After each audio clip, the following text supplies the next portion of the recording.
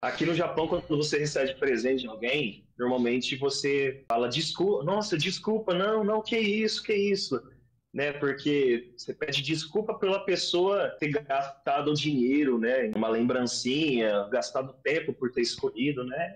É cultural do Japão, né? E aqui no Também isso. Brasil tem criança que recebe presente e até fala na cara, não gostei. É.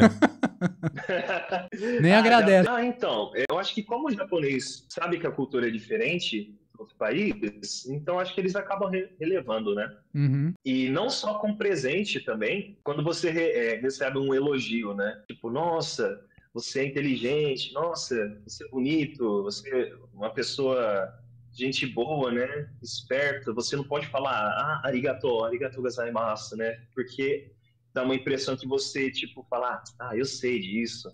Humilde. Então você também tem que falar, né? Não, não, não é isso não. Faz assim, não, não, não, não, não, não, nada a ver, nada a ver, nada a ver. Que Tem que fazer. divertido, cara.